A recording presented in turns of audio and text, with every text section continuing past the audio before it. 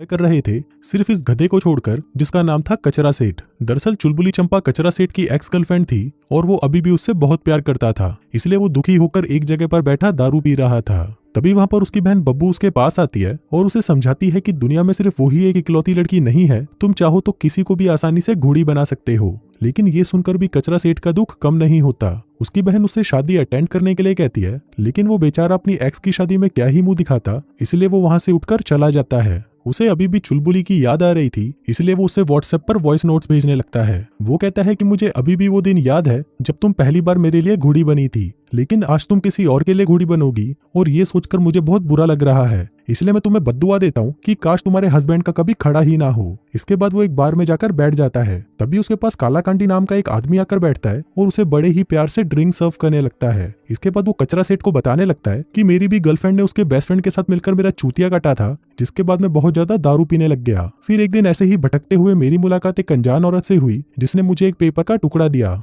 जिसे काला कांडी कचरा सेठ को देते हुए कहता है कि अगर तुम चाहो तो तुम अपने प्यार को पाने के लिए इस पेपर का इस्तेमाल कर सकते हो। तभी उसके जाने के बाद कचरा सेठ उस पेपर को खोलकर देखता है, जिसके अंदर उसे एक चाबी मिलती है। साथ ही उस पेपर पर लिखा हुआ था कि इस चाबी से कोई भी दरवाजा खुल सकता है जो कि एक अलग दुनिया में जाकर खुलेगा। इसके साथ ही उसमें यह भी लिखा था कि इस चाबी से खुले हुए दरवाजे को बंद करने के बाद तुम वापस अपनी दुनिया में वापस नहीं आ पाओगे। अब यहाँ से कचरा सेठ वापस अपने घर आ जाता है, जहाँ पर वो उस चाबी को बहुत ही गौर से देखने लगता है। फिर कुछ टाइम बाद जब वो लाइब्रेरी में जाता है तो उसे याद आता है कि आज तो उसे चुलबुली को अपनी दिल की बात बताने के लिए उसके साथ ड्रिंक पर जाना था, जिसके बाद वो उसे तुरंत फोन करके अपने पास बुला लेता है। फिर जब वो वहां पर आती है तो कचरा सेठ सिर्फ उसे यही कह पाता है कि मैं एक गचागच की किताब लिख रहा हूँ जिसमें मुझे तुम्हारी थोड़ी सी मदद चाहिए। चुलबुली सुनकर काफी खुश हो जाती है और उसे कहती है कि हाँ बिल्कुल, मैं तुम्हारी मदद जरूर करूंगी। अब वो दोनों बातें कर ही रहे थे कि तभी वहां पर एक आदमी आता है और उन्हें कहता है कि बड़ी वालों चले जाओ यहाँ से। फिर घर पहुंचकर कचरा सेठ को उस चाबी का ख्याल आता है, जिसके बाद वो अपनी दुनिया को छोड़कर दूसरी दुनिया में जाने के फायदे और नुकसान को एक पेपर पर लिखने लगता है।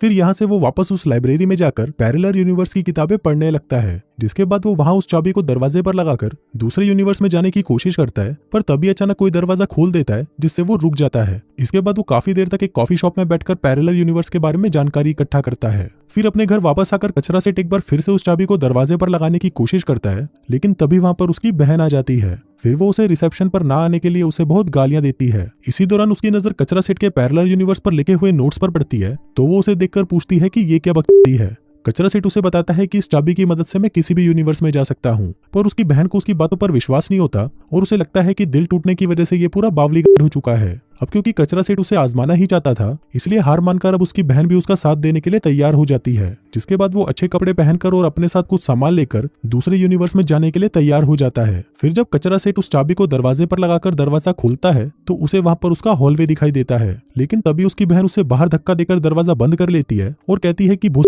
के मैं ये सब चुतिया पे नहीं करने वाली। अब कचरा सेठ दरवाजा खोलने के लिए उसे नॉक करता है, लेकिन उसकी बहन ने दरवाजा अंदर से लॉक कर लिया था। फिर कुछ देर बाद जब कचरा सेठ उस दरवाजे को फिर से खोलता है तो उसके अंदर से एक बूढ़ी औरत बाहर आती है और वो गुस्से में कचरा सेठ को वहां से जाने को कहती है। फिर कुछ देर बाद कचरा सेठ जब उसी दरवाजे को फिर से उस चाबी से खोलता है तो उसे एक खूबसूरत शहर हार्पर सिटी दिखाई देता है। वो वहां पर घूमने लगता है और देखता है कि वो एक अलग दुनिया में आ चुका है। फिर वो उसी चाबी से एक और दरवाजा खोलता है और इस बार वो सीधा चुलबुली के ऑफिस में पहुंच जाता है। वो देखता है कि चुलबुली बहुत ही गुस्से में उसके पास आती है और अपने बच्चे के बर्थडे पर कचरा सेठ के ना आने पर उससे गुस्सा करती है। अब ये सुनते ही कि चुलबुली का एक बच्चा भी हो चुका है, कचरा सेठ की फटकर 464 हो जाती है, जिसके बाद वो निराश होकर वहां से चला जाता है और उस चाबी की मदद से एक और दुनिया में पहुंच जाता है, जहां पर वो अपनी बहन और चुलबुली के साथ एक कैफे में बैठा होता है। पर तभी वहां पर उसकी वाइफ अपने बच्चे के साथ आती है और उसकी गोद में उसके बच्चे को डाल देती है। अब कचरा सेठ की यहाँ पर खुद की शादी को देखकर एक बार फिर से फटकर 464 हो जाती है, जिसके बाद वो कोई काम का बहाना बनाकर वहां से निकलने की कोशिश करता है।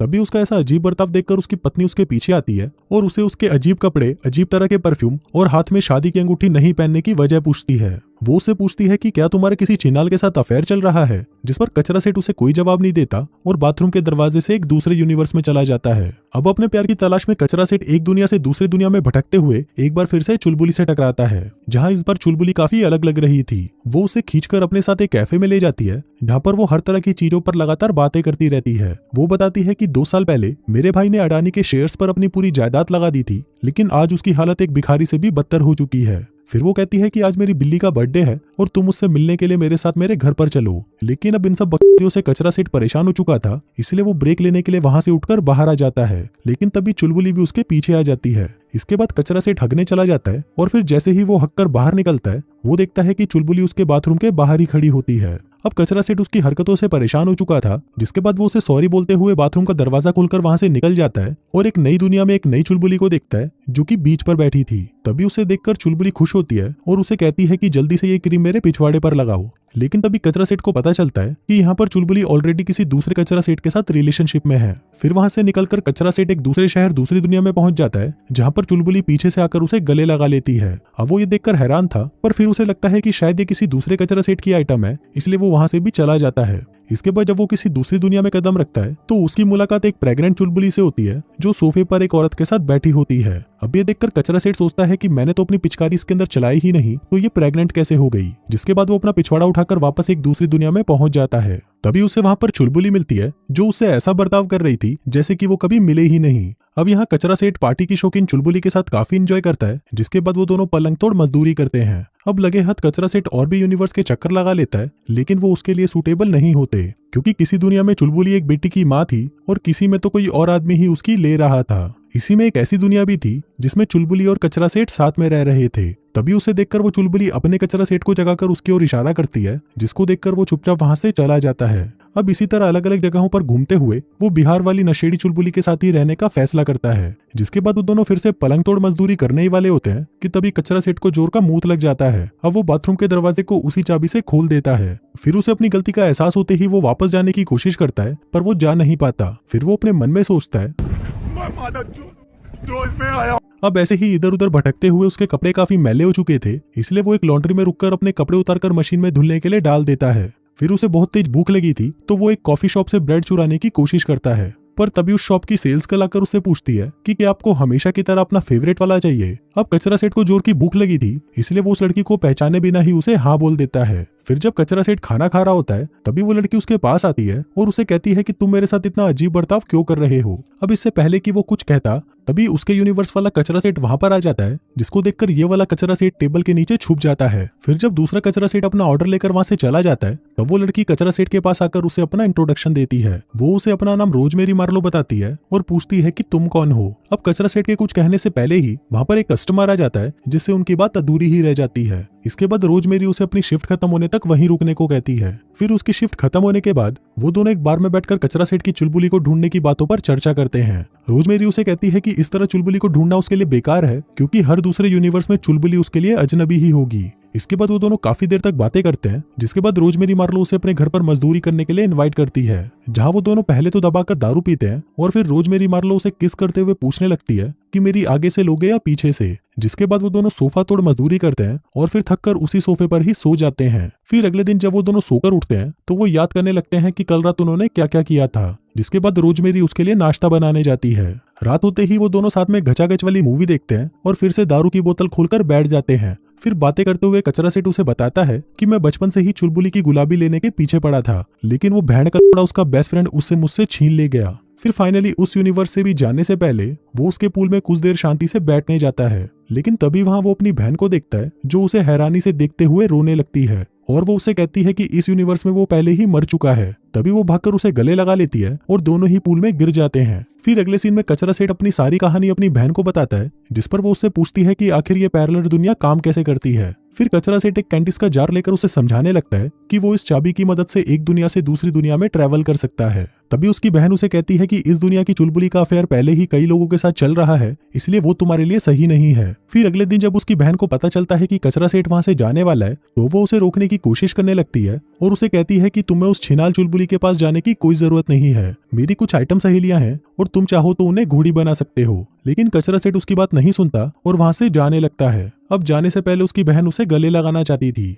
लेकिन जब वो दोनों गले लग रहे थे तभी वो दरवाजा अपने आप बंद हो जाता है और अब कचरा सेठ की बहन भी उसके साथ एक नए यूनिवर्स में पहुंच जाती है। अब ये देखकर उसकी बहन की भी फटकर 464 हो जाती है, जिसके बाद वो रोती हुई शक्ल लेकर अपने भाई को देखने लगती है। फिर वो भागते हुए बाथरूम में जाती है और नहाकर वहीं पड़े कपड़े पहन लेती है, जिसके बाद वो दोनों बाहर आ जाते हैं। अब वो दोनों आगे बढ़ ही रहे होते हैं कि तभी वहां पर लोला नाम की एक लड़की आती है और कचरा सेठ की बहन के पास आकर उसे चूसने लगती है, जिसका मतलब था कि कचरा सेठ की बहन और लोला इस यूनिवर्स में एक दूसरे के साथ रिलेशनशिप में थे। फिर कुछ देर तक बातें करने के बाद जब लोला वहां से चली जाती है तो बब्बू कचरा सेठ से कहती है कि हमें भी यहाँ से चले जाना चाहिए क्योंकि इस यूनिवर्स में चुलबुली शायद किसी और से मरवा रही है। अब वो दोनों भाई बहन साथ में एक यूनिवर्स से दूसरे यूनिवर्स में घूमते रहते हैं और अलग अलग जगहों को देखकर बहुत एंजॉय करते हैं। फिर जब वो थककर थोड़ा आराम करने बैठते हैं तो बब्बू उससे पूछती है कि उसे चुलबुली की ही गुलाबी क्यों चाहिए, जिस पर कचरा सेठ उसे कहता है कि बचपन में जब मैंने पहली बार उसकी गुलाबी को देखा था तो मैंने कसम खा ली थी कि बड़ा होकर मैं ही इसकी छोटी सी गुफा को खाई बनाऊंगा। फिर रात को जब वो दोनों सो रहे होते हैं तो बब्बू को लोला का दिया हुआ किस याद आने लगता है। फिर अगले दिन नए यूनिवर्स का दरवाजा बब्बू अपने हाथों से खोलती है और वो दोनों एक हैलोवीन पार्टी में पहुंच जाते हैं।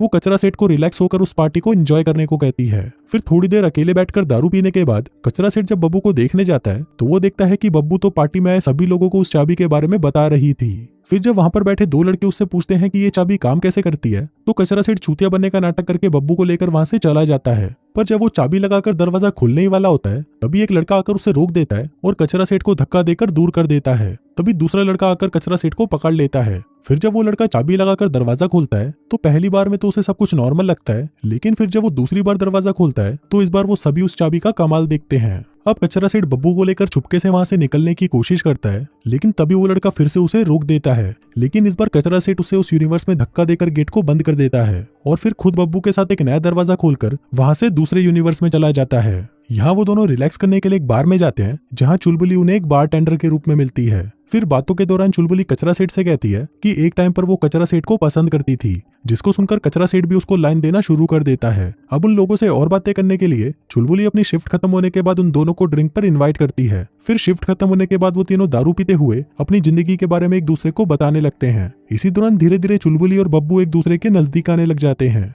इसके बाद चुलबुली उन्हें अपने घर पर भी दारू पीने के लिए इनवाइट करती है। अब उसके घर पर पार्टी करते हुए कचरा सेठ को बहुत जल्दी नींद आ जाती है और वो भन डोकर सो जाता है। लेकिन फिर इसी का फायदा उठाते हुए चुलबुली और बब्बू एक दूसरे के साथ पलंग तोड़ मजदूरी करती हैं। फिर अगली सुबह कचरा सेठ को नींद से उठाते हुए बब्बू उसे बताती है कि कल रात उसने चुलबुली के साथ गुफा से गुफा रगड़ी थी, जिसके लिए वो कचरा सेठ से माफी भी मांगती है। अभी सुनकर कचरा सेठ दुखी हो जाता है और उससे कहता है कि जब अपने वाले ही साले बुढ़ी वाले निकले तो मैं गैरों से तो क्या ही उम्मीद कर सकता हूँ। अब वो दोनों बातें कर ही रहे होते हैं कि तभी चुलबुली वहां पर आकर उन दोनों को यहीं रुकने को कहती है और कहती है कि आज रात हम तीनों साथ में मजदूरी करेंगे।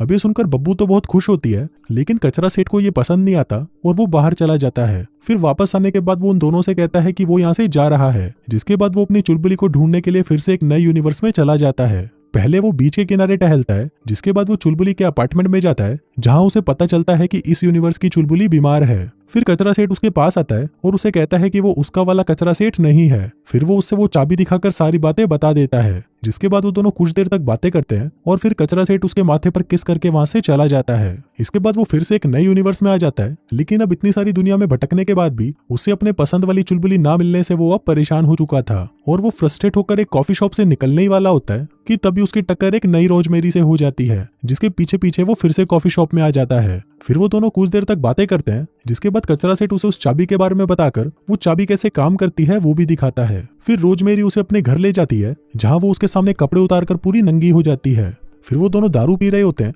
तो कचरा सेठ उसे कहता है कि मैं ये दारू तुम्हारे साथ किसी दूसरे यूनिवर्स में भी पी चुका हूँ। फिर वो दोनों एक दूसरे के करीब आ जाते हैं और एक दूसरे को चूसने लगते हैं। फिर रात भर मजदूरी करने के बाद अगली सुबह कचरा सेठ उठकर रोजमेरी की फोटो एल्बम को देखने लगता है। अब क्योंकि कचरा सेठ को यहाँ पर अच्छा लग रहा था तो वो उसी के घर में ही रहने लगता है और एक जॉब की तलाश करता है। रोजमेरी मार्लो कचरा सेठ को अपने साथ ही कॉफी शॉप पर काम करने को कहती है, लेकिन वहां पर काम करते हुए कचरा सेठ की मुलाकात रोजमेरी मार्लो के एक्स से होती है, जिसका नाम गुड़गोबर था। वो कचरा सेठ को धमकाते हुए कहता है कि बड़ी के मेरी बंदी से दूर रही हो। फिर उस रात रोजमेरी उससे पूछती है कि उसने इस चाबी के बारे में क्या सोचा है, जिस पर कचरा सेठ उसे कहता है कि वो ये किसी को देना चाहता है। रोजमेरी मार्लो उसे चाबी किसी को देने से मना करती है और कहती है कि उन्हें फ्यूचर में इसकी जरूरत पड़ेगी, जिसके बाद कचरा सेठ उस चाबी को जार में रखकर लाइब्रेरी में चला जाता है। फिर वहां पर पड़े एक टाइपराइटर को देखकर उसके दिमाग में एक आइडिया आता है और वो रोजमेरी को बताता है कि वो अपनी सारी जर्नीज के बारे में एक बुक लिखना चाहता है। फिर एक दिन जब वो कैश काउंटर पर अकेला था तभी वहां पर चुलबुली आ जाती है। अब उसे देखकर चुलबुली कहती है कि मैं तुमसे कुछ कहना चाहती थी, लेकिन अब तुम्हें देखकर मैं सब कुछ भूल गई। फिर उसे कचरा सेठ के मुंह पर उसका बर्थ मार्क मिसिंग लगता है तो वो उससे इसके बारे में पूछने लगती है, लेकिन तभी कचरा सेठ बात को बदल देता है। अब कचरा सेठ को काफी अजीब बिहेव करता देखकर चुलबुली उसे बाद में अपने साथ ड्रिंक पर इन्वाइट करती है, जिस पर कचरा सेठ भी मान जाता है। फिर उस रात काम खत्म करने के बाद कचरा सेठ और चुलबुली एक बार में मिलते हैं। जहां बातों के दौरान कचरा सेठ को पता चलता है कि इस यूनिवर्स में कचरा सेठ की शादी किसी और के साथ हो चुकी है।